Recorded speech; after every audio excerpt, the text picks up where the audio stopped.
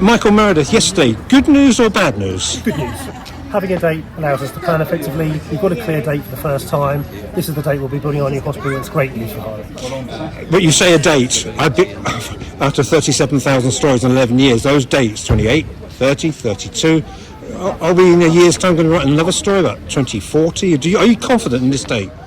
I am confident in this date. It's the first time. I mean, there's been a comprehensive review of the new hospital programme over the last year to get to this. It's not a sudden decision, so there's been a constant review. I am confident in this date.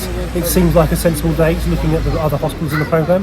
However, things can change over that period of time. We absolutely understand that. That's why it's important for us to remain flexible and agile, responding to need and demand as it comes. Have you bought the land yet? No, we haven't bought the land yet, but we have been told as part of this review that we can purchase the land. So as soon as the land's available to purchase, we can purchase the land. And it's like any purchase of land, do you have a hopeful date of when you can say to people, a bit like that photograph you have of you with the land behind you, if that is the land, that you will buy that land date? So that's still our primary site, so that's still our preferred site, the land at Junction 7A of the M11. We are in negotiation with the landowners for that site. However, we are always looking at other sites as well, should they become available, should a more preferable site become available. But that is still our preferred option at the moment. Because I'm conscious, yes, we have the 90,000+ people at Harlow, but there's a big estate for the people. So, that is always been the ideal place for everybody who wants to use your hospital. Yeah, so it is an ideal site. It is our preferred site. We think it's a great site. We have access to green open spaces.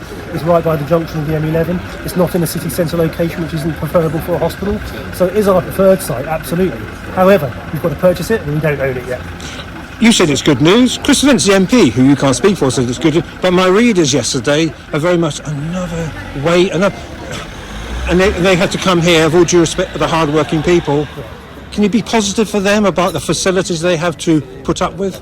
Yeah, so apologies for some of the conditions that people see within the hospital. We don't see them as putting up with the conditions. I mean, we are continuing to invest to make sure primarily that the things are safe, and that's our absolute primary concern. So we do deliver high quality services within these four walls, but of course it is an ancient building, and within that you have a number of constraints, and we have to work within those constraints. Car parking is a perfect example.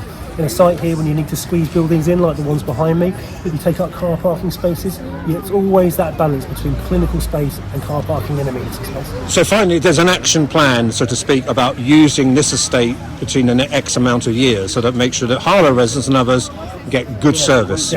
Yeah, so we're now going to have to revisit our plan and work through our detailed plans for how we're going to maintain this site and how we're going to continue to develop this site. But we continue to develop and deliver things like the Community Diagnostic Centre, working with our partners around the elective hub, which is going down in St Albans. So we continue to work as a system to make sure we can deliver the services our. And sorry, Michael, but you will report back. You've reported about Essex County Council. You report the meetings. You'll continue this reporting back system. Of course. Yes, of course. So we'll continue to report. In fact, I've got a paper going to the Health Overview and Scrutiny Committee in about a month's time.